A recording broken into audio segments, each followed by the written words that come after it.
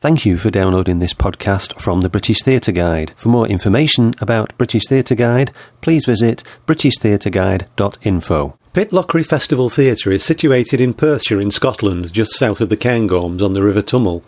In 2018, Elizabeth Newman joined the theatre as artistic director after 10 years at the Octagon Theatre in Bolton, the last 3 as artistic director. The theatre announced its summer rep season for 2020 in December, and so I spoke to Elizabeth in January about it and about how she had developed the theatre's programme over the last 18 months. But I started by asking her to tell us a bit about Pitlochry Festival Theatre for those who aren't familiar with it. Pitlochry Festival Theatre is entering its 69th year, and we began our life as a tent on the other side of the river. And it's a beautiful theatre that's most known for its summer festival, which includes 6 plays that play in rep. And we're one of the last remaining proper rep theatres. So you can actually see 6 plays in 6 days as we sort of come towards the latter part of our festival season, our summer season. But now we have a building. We've had a building for just over 30 years, and our building sits on 11 acres of land. And on these 11 acres, we have a botanical garden where we have our own poppy called the Explorer's Poppy. It's a Mecanopsis, beautiful blue poppy. We also have 2 very large workshops because we make everything from scratch. We build all the sets. We also have an amazing wardrobe because we make all the costumes.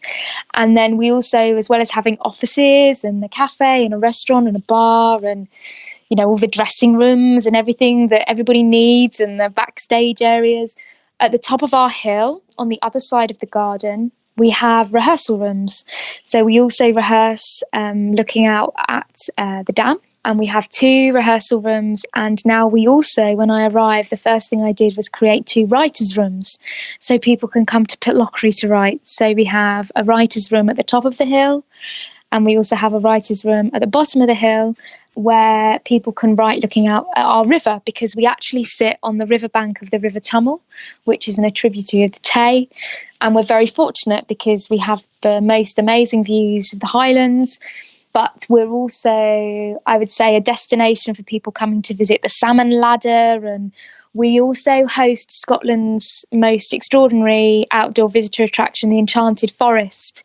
So in the winter, we turn our Faskley Forest into a place for magic, which is a light and sound and water show. So Pitlochry's an amazing place. And as well as doing the 6 shows that I've spoken about, we also now produce, as of this year, we're an all year round producing theatre, which was kind of the thing that I was asked to try and achieve. So we open our kind of theatre year with our film festival, which is this weekend. Then we have our literature festival, Winter Words. And then we're going to have our first ever spring production, which will be Barefoot in the Park by Neil Simon, which is a co-production with the Lyceum. So it opens here and then it goes to Edinburgh. Then we do our 6 plays.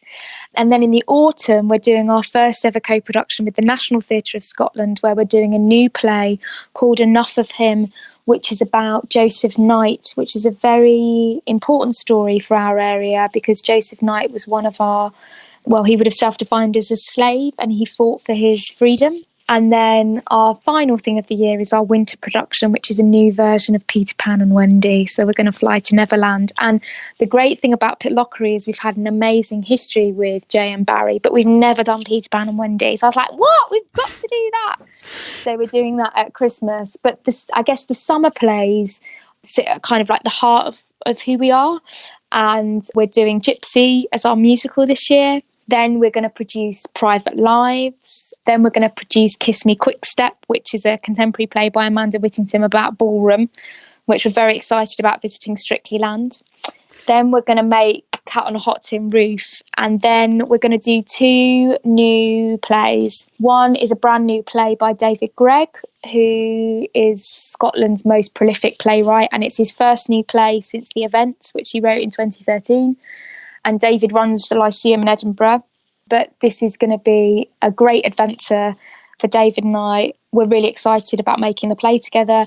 And David's play will be the inspiration and part of another bigger project called Shades of Tay, which I'll talk more about in a bit. And then we're ending our summer season with a new adaptation of Sense and Sensibility by Francis Poet, who is a brilliant playwright. Frances has been based in Scotland so long. She's very much seen as one of our finest Scottish playwrights. Her play, Adam, was an extraordinary piece of work that she made with Cora Bissett and Gut that then followed. So we're thrilled that Frances is doing a new adaptation of the Austen for us. So in the year's programme, we've got 4 new pieces of work, because Peter Pan and Wendy will be a new adaptation, 2 new adaptations and 2 brand new plays. The model that you're using for the rep system, it reminds me, in my area of the Northwest, it reminds me of Theatre by the Lake in Keswick. They do a similar sort of thing. Yeah. And they're also based in this picturesque place on the banks of Derwentwater. And of course, they get a lot of tourist traffic. Does Pitlochry get the same tourist traffic? Does it get enough to fill the theatre for your rep season? It does. We do have a lot of people coming, but I think what people don't realise is that 80% of our audience is from across Scotland. Yeah. So we very much are a Scottish theatre, and then 20% of our audience is from across the world. So we have audience members from everywhere, and as part of that 20%, we managed to hit all of the postcodes in the UK bar 3. So that has like a really, so on the one we've got 20% of an audience with really wide reach, and then we've got 80% of our audience is our national reach. So we feel quite passionately about telling Scottish stories and commissioning Scottish work. And so like quite a lot of our ensemble are amazing Scottish actors, and we work with quite a lot of Scottish artists now, Scottish designers and lighting designers. And that's why David's play that's sitting at the centre of our project Shades of Tay, that project's really important to us because it's celebrating the River Tay. So we're commissioning 50 pieces of art about the Tay over 3 years, and they're from across art forms. So we're commissioning pottery, jewellery, new plays, new songs, sculpture. We're doing installations, and it is about us celebrating our landscape because, like Theatre by the Lake, as you were saying, we've been gifted nature. And on the side of the building, one of my favourite poets, I love so many poets, one of my favourite poets is William Blake. And what I said to the board when they first asked me about the job was, well, for me, the biggest draw to come to Pitlochry is nature. And I do believe what William Blake says, which is nature is imagination itself. So for us, we're so inspired by the trees and the water and everything, the wildlife, the plants, everything is just beautiful. So that is very, very similar to Theatre by the Lake. And I also think poets are about that. So I think in the same way that Samuel Taylor Coleridge wrote his poems right near the theatre in Keswick, which is one of the places I love to go and stand when I go to the theatre there, we also have a long history of poets and writers writing in the Highlands. So, so we're very passionate about our place. Yeah. The season, though, it opens with Gypsy, as you said, big musical, big popular draw probably, because it's a quite well-known one. But you've attracted some of your friends from Bolton up to join you as well, and one of them is directing this, isn't he? Yeah, Ben. Yeah, so Ben and I worked together in Bolton, but we also worked together previously in other theatres as well. So we've been collaborators for quite a long time. And as well as Ben, I've now got 3 associate directors in Pitlochry, which is brilliant. So Ben, Amy, who I've known for a number of years. So I first met in Bolton when she came on placement as an assistant director there. Yeah. And then a lovely woman called Caitlin Skinner, who is exceptional. She's wonderful. So the 3 of them are great, and we also have lots of other artists that we're engaging with throughout the year. So it's a really rich, talented pool of humans doing the work. Yeah. But you're drawing in from across Scotland. I've got a picture that I've been sent of you with a lot of people, some faces I recognise and some that I don't. Obviously David Gregg, but you've got people from across Scotland who are coming to Pitlochry. So Scottish theatre, is it a small world really, where everybody knows each other and everybody supports each other? Yeah, I mean, I found it incredibly welcoming. The different theatres and different organisations and people have been really up for collaborating. So we collaborated with Eden Court in Inverness on Faithless. So we toured the Highlands and Islands with Eden Court and also played in Inverness as well as at home in Pitlochry. We're working with NTS, as I said before, but also artists like John Byrne and other creative forces of Scottish theatre have been incredibly supportive of me since I arrived, and I feel very lucky that I've had that support from people who have dedicated their entire lives to being here and have really, I guess, coming to Scotland and being here, although I have family history here, it was very lonely to begin with, to go from a place where I'd been for 10 years making work, where I walked down the street and I knew everybody, and I would be in Morrison's and I couldn't go to another aisle without having a good chat with somebody who I'd known for years, to then come to a place where you don't know anybody really, and sort of having to just walk up to people and go, will you be my friend, was, which I literally did on occasion, was... like being in a new school. Yeah, it was totally like being in a new school, but like a new school where everyone's really lovely, but also really cool. So you're like, oh, you want to be my friend? Because I'm a bit like not cool. Do you know what I mean? Yeah. So I think I've been blown away by the writers. Like Frances was amazing when I first moved here. Frances Poet, and was so welcoming, and just lots of designers as well. So Janine Byrne, who's a lighting designer and visual artist, she's totally and utterly amazing and has become a really close friend as well as collaborator.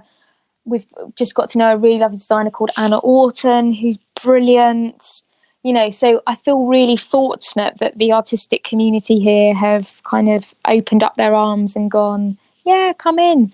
And that people like James at Eden Court, when I rang him and said, oh, can we collaborate? He was like, yeah, absolutely. What shall we do? You know, and I'm being really up for it and generous. And I think what people don't realise is how big Scotland is until you live here. Yeah. There are a lot of miles to cover, and I have covered thousands and thousands and thousands of miles since I've moved here. Kind of going to Dundee to see Andrew there, and going to Glasgow to see Dominic, and you know, Glasgow's amazing. And like Andy at the Tron was brilliant when I said to him, I really want to run these actors workshops, but I need a home in Glasgow. And he was like, brilliant, you can be here. I was like, thanks, Andy, and in Edinburgh, obviously, we've spoken about David before, but also everybody at the Traverse, so Linda and Gareth moving here. Orla was just in the process of leaving, but I knew her from before. So I think I've been really fortunate to be in a situation where people have been really kind and really generous. And, you know, Perth Theatre isn't that far up the road, and Lou's brilliant there. And Mike, who was at Perth, who's now at the Lyceum, has been great. So I've just been really lucky, I think. People have been really up for giving time and being kind and being welcoming. You mentioned David Gregg. This is his first original work for quite a while, perhaps because he's been busy as a writer running a theatre, yeah, which, as you know, it can get quite busy, which perhaps hasn't given him as much space for writing. But can you tell us something about the play that you've commissioned from him? Yeah, well, I mean, David's also been busy writing massive pieces of work that are not necessarily new plays, but are new adaptations. So obviously Solaris was incredibly successful, that was on in Australia and then Edinburgh and then London, and then obviously Local Hero that opened in Edinburgh and is now going to London. So, and obviously Touching the Void that he's done with Tom Morris. Tom Morris is such a legend. What an amazing artist and artistic director. So he's been busy writing, but just not original plays. So the play itself is about what happens when a Roman man meets a Pictish woman. And I guess the way we've been describing it is it's not so much a road movie as a river movie for the stage. And they end up in this situation whereby they're trying to escape danger together. And it kind of follows their journey of exploring what is different, their differences, but also what they have in common. And obviously, I'm sure you know, and I'm sure everybody will know who's listening, but the Pictish community, or the heritage of the Pictish people, was not really written down. Well, it wasn't written down by them. So everything we know about them is found through things that have been discovered, and then historians and archaeologists have kind of surmised, or it's been written by the Romans, which then means someone else's history is seen through the lens of, in some instances, their enemy, but in some instances, definitely a different culture. So they're often described as savages, and but actually they were just different. Yeah. Well, that's what I think anyway, probably because I would more align with the Picts and the Romans. So I think it's going to be a really interesting play. It's got 2 actors in it who are going on this journey, and it's going to be epic, actually, and it's going to explore, I think, some really important things about what it means to be Scottish, what that means, if any of us can answer that question. I think it's definitely going to explore multiculturalism and the fact that, the Romans were the first multicultural, not even society, but group, because of how they ended up becoming the Roman people. It took in so many different countries and what that meant. And I'm pretty sure it's going to be fun, because we've spoken a lot about fun. I'm assuming, being David Gregg, it's not going to be straightforward naturalism. Well, I mean, who knows, David? Who knows? I think what it will do is make you feel a lot and make you think a lot. And I think what's exceptional about his writing is David has the capacity to open up windows and doors in your mind like no other playwright, I think. Yeah. Which is what makes him great. If you read a play by him or you go and watch a play, you come out having had thoughts that you've never had before, and probably you never would have had if he hadn't have just gone, oh, hello,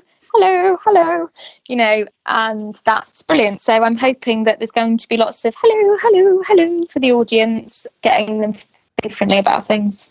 3 of the not original plays in the programme, very different feel. You've got Amanda Whittington's Kiss Me Quick Step, which takes you back to Northern England. And you've got Private Lives, Noel Coward. And then you're directing some Tennessee Williams with Cat on a Hot Tin Roof, which is really quite challenging. So just talk about the contrast that goes into that season. Yeah, well, what I talk a lot about is this being the National Theatre of Pitlochry. So for me, it's about diversity of diet. And I think this is a really diverse diet of plays, so there should be something for everybody. I think Private Lives is just a brilliant relationship drama that's very funny. So I'm like, our audience is going to love it. It's very sharp, very witty, very quick. But it's also very opulent. It's a really good night out. You're looking at beautiful people being beautiful, with nice frocks. With nice frocks. And also as well, I think what people forget about factually in the play, like factually, Coward made them 30. Yeah. So they're also very young. They're young people who don't really know what they're doing, which is, also quite funny. Yeah. So then Kiss Me Quick Step, I just think is brilliant, because I think we absolutely get so much joy out of people dancing and learning to dance. And I obviously love Blackpool. So it was like one of my favourite places to go when I lived in the Northwest. And before I came up, I took me and my sister and my nephew and my brother-in-law on holiday to Blackpool. And my nephew loved the ballroom, which I think is probably where the seed was planted. Yeah. Logan has special needs, and I've never seen him look so happy as being in that ballroom with all the lights and all the sounds and being carried around and danced around by my brother-in-law. And he was so happy. And I was like, actually, people just love being here. This is amazing. I think Amanda's a really, really great writer. I think she cares deeply about the people that she puts on the page. And I think audiences really warm to her writing. So I'm really excited about sharing that with the audience. And then Cat on a Hot Tin Roof is a great play. I think Tennessee Williams, for me, sits alongside Arthur Miller within the great stakes. Very different, though. And I think, for me personally, I absolutely loved directing Crucible last year. So I was like, okay, well, let's look at a different American great writer for our audience. And Cat on a Hot Tin Roof is an important family drama. And I think what he was writing about with regards to people and their feelings and relationships and marriages and sex and everything is, I think it has just as much impact now, and I think we still aren't great at having those conversations, and I think it leads to a lot of unhappiness, and I think when money is entangled in that as well, and what it means when somebody's actually facing death and all of this stuff's coming out, and not to ruin the plot for anybody, but I think I think our audience will get a lot from it, but it is also quite funny.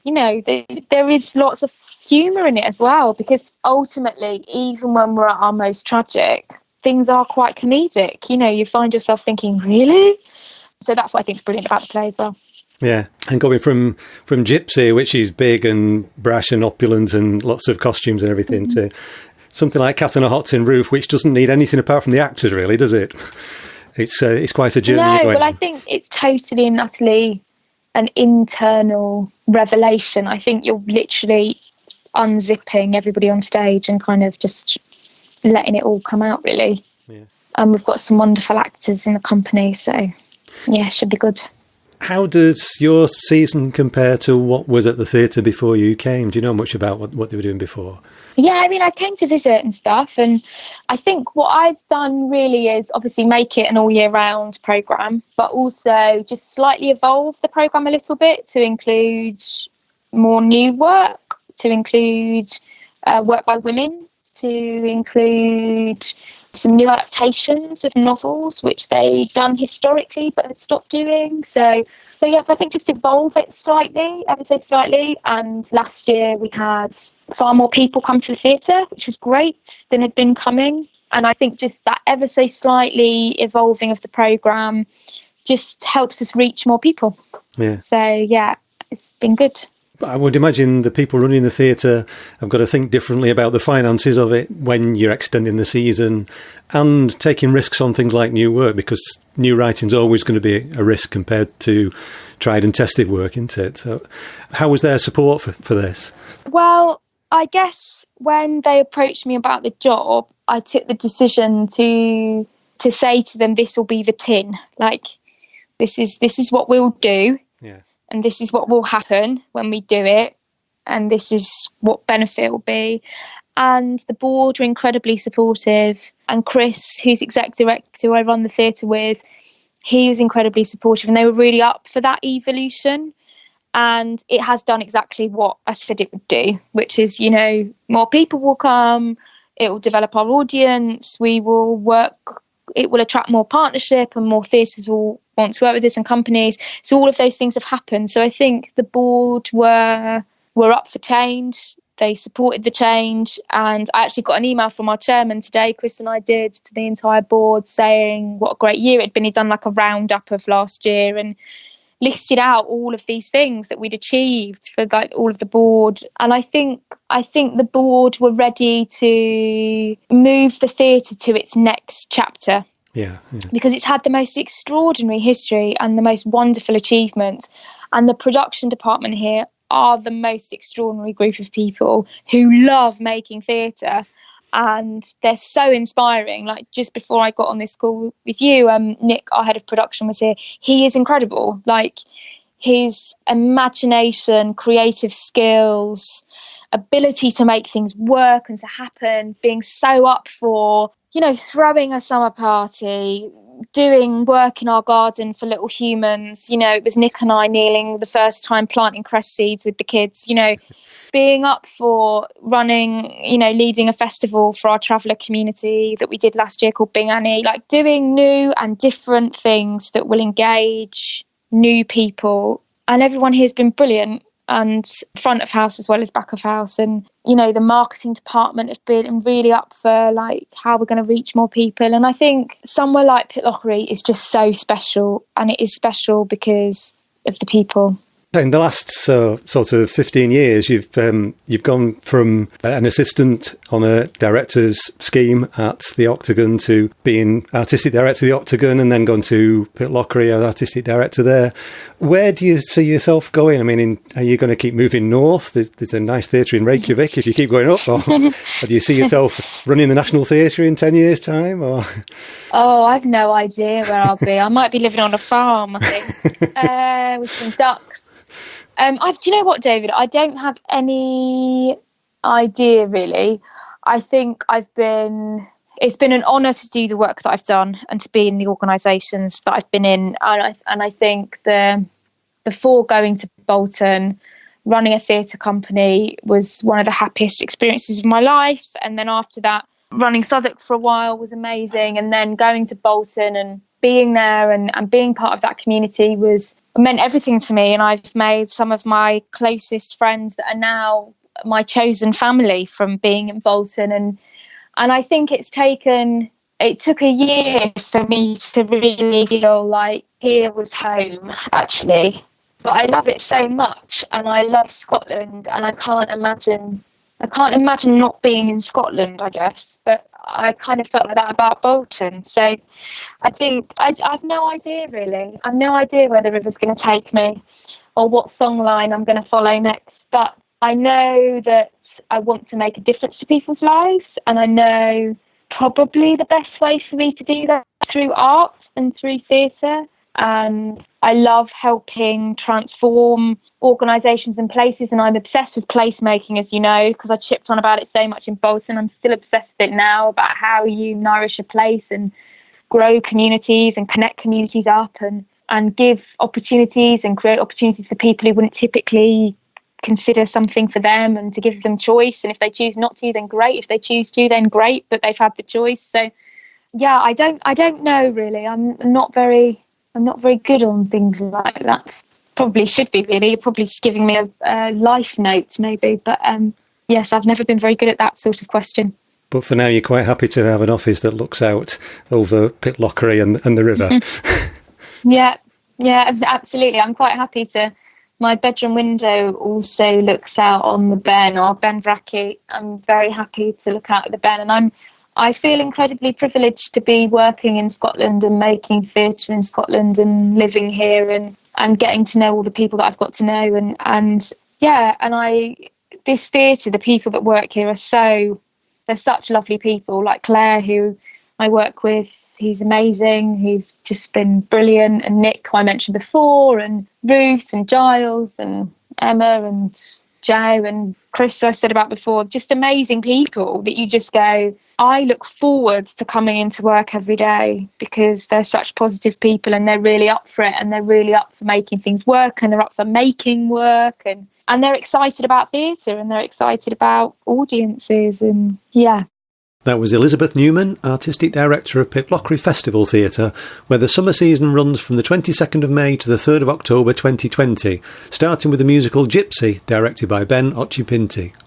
For more information, see pitlochryfestivaltheatre.com. You've been listening to a podcast from British Theatre Guide. For more information, please visit britishtheatreguide.info.